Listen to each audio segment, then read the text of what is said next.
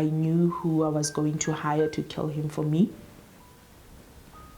The idea behind killing him was not that I wanted, was not that I wanted his money or what, I was not allowed to his money. I never had access to his money ever since we got married. I never knew how much he earned and all that. It was not about money, but it was about my peace.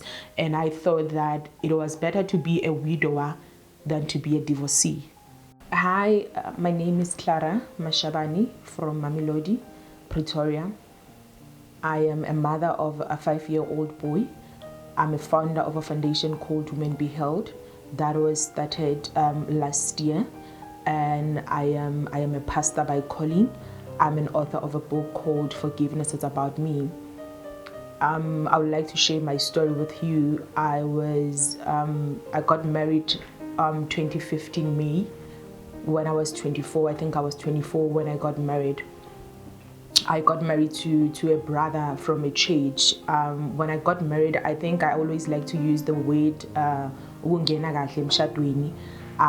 did things by the book when I got married.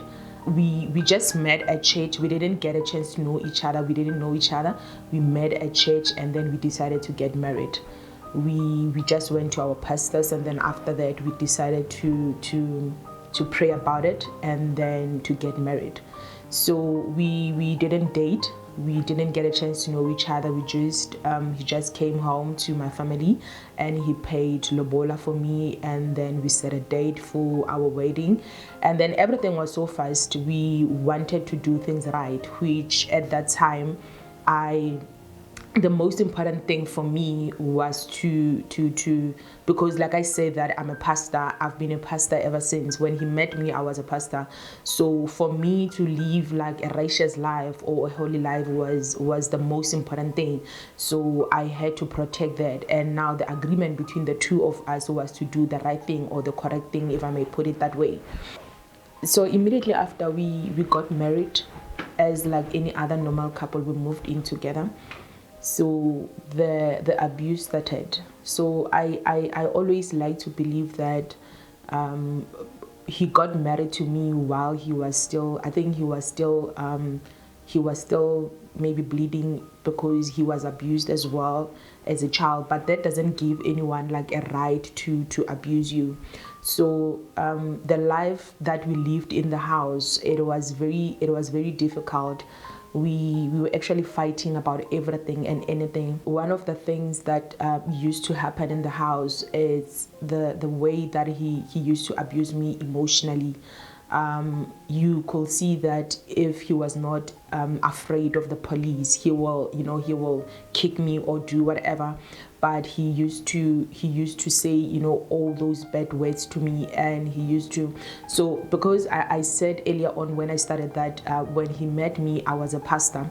So when we got married, I was no longer even allowed to continue with my calling, because he felt that I was not honoring him as a man, and he started to change what he started to choose what I should wear. I sometimes say that I don't mind when we agree as a couple that maybe we should rather change this or that as we grow or what. But you will see that there are times where you choose things for me to wear. It has to do with the fact that now you are using power as a man in the house. So those are the things that were happening in the house, because he started to choose what I should wear in the house, or rather wherever I go to work or church, I was now no longer allowed to wear some of the things that I used to wear when we met. And our sexual life, he started abusing me in the bedroom. I think for the fact that I was molested as a child,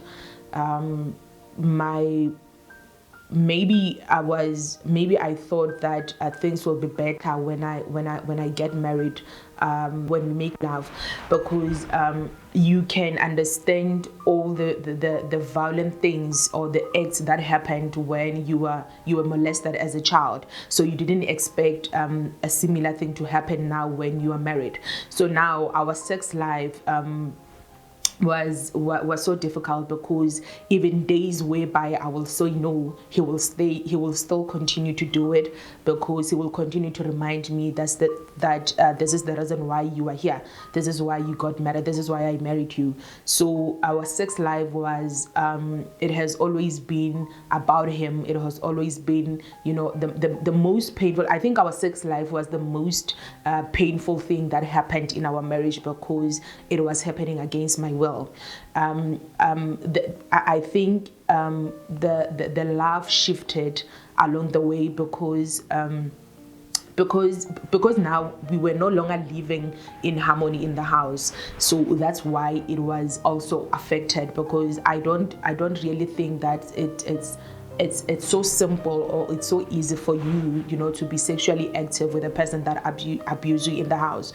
So it was affected. So now whenever we are in the bedroom, he will always sleep with me. I didn't sleep with him. So our sex life was now, one way. It was no longer a thing that we enjoy as a couple, but it was always about, him doing it because now he's a man, or now because I got married. This is the reason why I'm here in that house. And that thing continued a lot. It happened for several times, and there were days whereby I will say no and he'll continue to do it, and after doing it he will say words like, you are nothing without me, no man will love me. All those things that he was saying along the way made me more angry. I was angry in that relationship. I was bitter. I was another person. That's where I think I started drinking alcohol. I had to drink alcohol because alcohol was the only thing that will help me all the time. And he was not even helping me financially. I think the life that we lived in my house was a 50-50 life, where everyone had to go outside, and you need to make. I think I've learned to make a plan for myself in that marriage, because me and my child, we were not allowed to have anything from him. We needed to make a plan. I needed to make a plan for me and my child. So I think that thing made me to be more angry. I was angry. I was bitter. So 2016 I gave birth to our first child, which I always ask myself, if things were to go back, will I even be able to say I want to have a child with him? But we thank God for a gift that is my son today. So 2017 I had a depression because of the life that we lived in that house, because of the abuse, because of all the pain that I went through in that house, so many things that I went through in that house. So 2017, that's where I had depression. That was my first time when I was diagnosed with depression. When I was diagnosed with depression, I always had this abnormal headache that I had day and night, and I was always on capsule because of stress and all the pain that I was going through. I couldn't live my life without capsules. I had to make sure that all the time I have capsules in my bag or in the house or whatsoever, so that I can survive upon that. So I remember one incident that happened. I think a year or maybe 6 months before I left the house.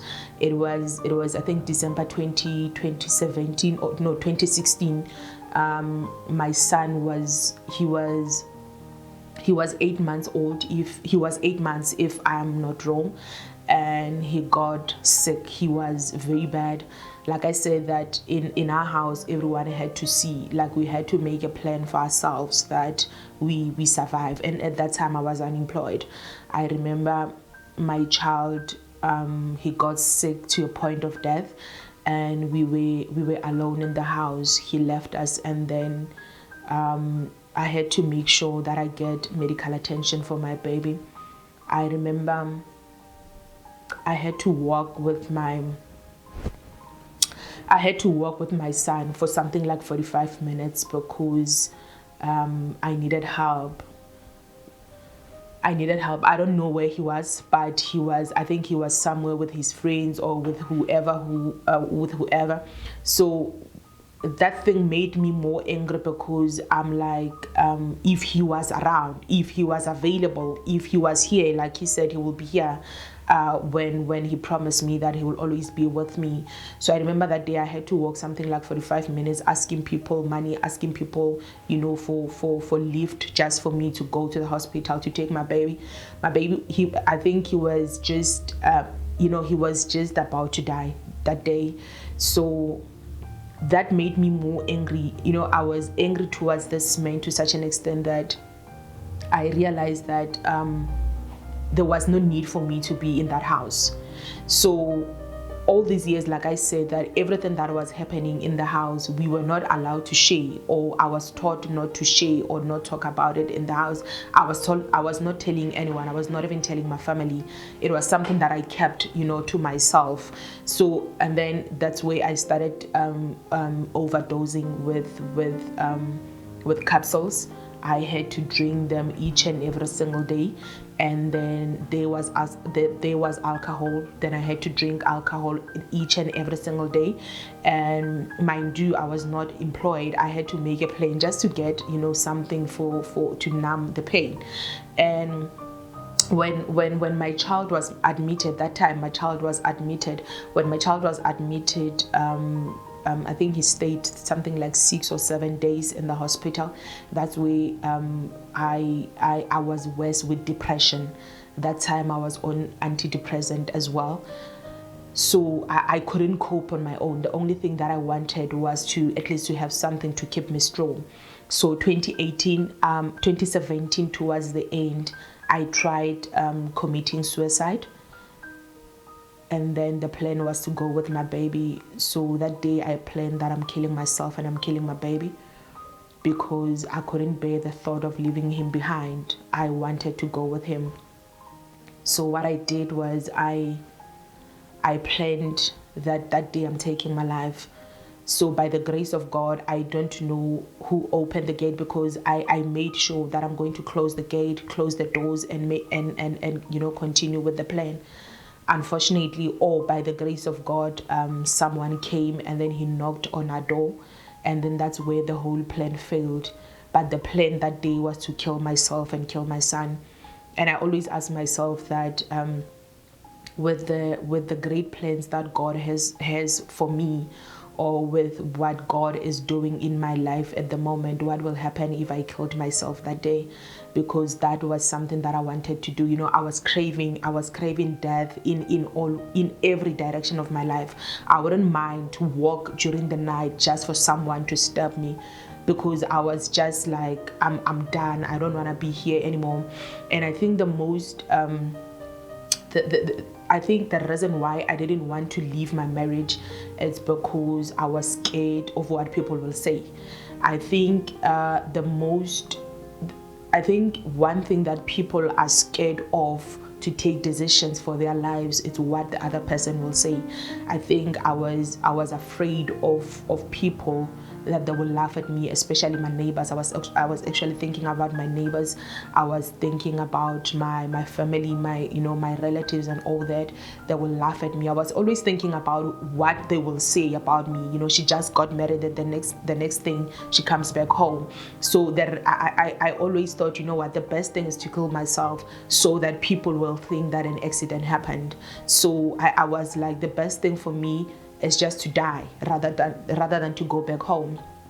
So all that didn't happen, and I was now on second. The following year I was diagnosed again with depression as well, because the situation was not better. I will go to a psychologist, but then when I come back in the house, we're still on the same thing. We're still fighting. There's still swearing in the house. There's still someone is pushing the other. There's still rape in the house. It doesn't mean that when you are married you are allowed to rape me. You know what? Rape is wrong whether you are married or not. It doesn't matter. When I say no, I say no. You don't have to do it. So now, I just a few months before I left, I planned to kill my husband, my ex-husband. I made a plan, and I knew who I was going to hire to kill him for me. the idea behind killing him was not that I wanted, was not that I wanted his money or what, I was not allowed to his money. I never had access to his money ever since we got married. I never knew how much he earned and all that. It was not about money, but it was about my peace. And I thought that it was better to be a widower than to be a divorcee. I couldn't bear the idea of being a divorcee. I couldn't bear the idea of being part of the status that the statistics that I'm a divorcee. I couldn't bear the fact that I've been a pastor for more than 10 years, and today here I am, I'm a divorcee. I felt that whatever that I was preaching over the years, it was something like, now you are lying. If you can say that God is faithful, why can't God be faithful in your marriage? Why can't God be faithful and help your mate? Why can't God be faithful and change the situation that you're facing in the house? So that's where I thought, the best thing for me is to be a widower. It will sound better, it will look better, it will come across as if I thought at that time that people will understand better than when I decide to divorce. So I planned who I'm going to get to help me with the situation, and the money that they wanted I never had. I think that's where the whole thing stopped. The money that they wanted I never had. And the guy said to me, I will never forget what the guy said to me. He said to me, sister, he's one of the guys, he said to me, sister, some of the things, they're not worth it. I know, I always think about that, and I say it's God who was speaking through that guy. Some people, they don't see things how we see them. We sometimes see things in another way, but then to hear it from a guy or a person who doesn't see things the way you see them, it was just something else. He said to me, some of the things are not worth it. If you need a break in life, you don't need to kill somebody, but you just need to decide for yourself to get a break. And for the whole week, I kept on meditating upon those words. I was like, I think this guy is right. If I want peace in my life, and if I want a break, I think I can get one for myself. I can decide, and not even thinking about my colleagues, not even thinking about at that time, I think I was working, because I started working 2018, and I was still with my ex-husband. And because I was so angry, I was so bitter, I started writing my own book. And as I was writing my book, God helped me in that book to realize that everything that I've been going through, or whatever that I'm going through at that moment, I needed only one thing to set me free. At that time, I was a different person. I didn't know myself. I didn't know the person that I've become. I was now an alcoholic. I was now a person who was planning to kill other people because of anger. I was a person now who was trying to commit suicide because I was angry. But the breakthrough in my life came when I was writing the book. God gave me this message as I was going through whatever that I was going through. He said to me, forgiveness is about yourself. If you want to be held in life, you need to start by forgiving people. So what I did was I took a first step in my life. I took a decision that, I need to start by forgiving myself, because I couldn't come to terms with myself as well, because I was like, how could you agree to get married to this guy? How could you do this? How could you do that? But I came to a point where I was like, Clara, I need to forgive you. I need to forgive you for the decision that you took, to get married. It was not wrong to get married. It was not wrong. It was not a bad thing to get married. It was a good thing. Marriage is from the Lord. You didn't know what will happen in the house. You know what I mean? You didn't know. So I took a decision that, I'm going to forgive myself. I'm going to forgive myself for everything that I did. Sometimes I was like, okay, maybe I took a decision. I don't know, but I was like, you know what, Clara, I need to forgive you. So I started to write my book. And in the process, as I was busy writing my book, I took a decision after we fought. There was a time that we fought. That time, that was after I think I lost my cousin. We fought in a way that we didn't speak to each other for something like 3 weeks, 4 weeks in the house. So that was our life. We will always fight and not talk to each other for something like a week, 2 weeks, 3 weeks, depending on how we feel that time. So that was our life. That was our marriage life. That sometimes we will go to church, and then when we go to church, we are not even speaking to each other. And the pastor will say to the person, tell the person that is next to you that you are blessed. But we know exactly that we are not talking to each other. But you will just say it because now you are at church. So I took a decision after that fight, that serious fight that we had. I took a decision that, you know what, I'm going back home, because the relationship was very toxic. I didn't care again about, what people will say. I think I was still afraid of what they will say, or, laughing and all that. But I took a decision. I said, you know what, it's about you. There's a statement that I always tell people, or that I like the most, that says, it's better to come home with bags than to come home with a coffin. So I realized that day when we were fighting, that I might as well go back with a coffin. So the better thing for me was to pack my things and leave the house. So when I left that day, that Saturday morning, I woke up. I took a decision. I think that was the decision that I was busy thinking about the whole week, that, you know what, I'm going home. I'm going home. I'm going home. And I knew that going home, it won't be an easy thing, but I was like, I'm going home. So that week, the whole week, I was busy meditating about going home. And Saturday morning, I woke up and I took my things. As I was packing my things and my baby's things, I knew that we will fight. I knew that he will do something. I knew that something will happen. But you know what? There was this thing in me that, you know what, today I'm going home. Today is the last day. And as I was doing it, I felt powerful. As I was doing it, I had strength. As I was packing, that day, as I was packing my things, I was like, you are more than a conqueror. As I was packing my things, I had this strength in me that, you know what, this is my escape. As I'm leaving this house, I'm going to change. I'm going to start a new life. I'm going to start a new chapter. I'm going to forget about abuse. I'm going to forget about rape. I'm going to forget about, being pushed away. I was like, I'm going to start my life. And I felt powerful, and I took everything. Like, I took my clothes, my baby's clothes, and I left. On my way, as I was going, in me, there was this thing that, you know what, I've made it. I've finally found peace. I'll deal with whatever that I have to deal with, because I knew that at some stage in life, I had to deal with my uncles. I had to deal with his uncles, with his family, his mother, and whoever. But I was like, you know what, if I took the very first step to leave this marriage, then I will deal with others later. So as I was, the process of healing, my process of healing was when I was writing my book.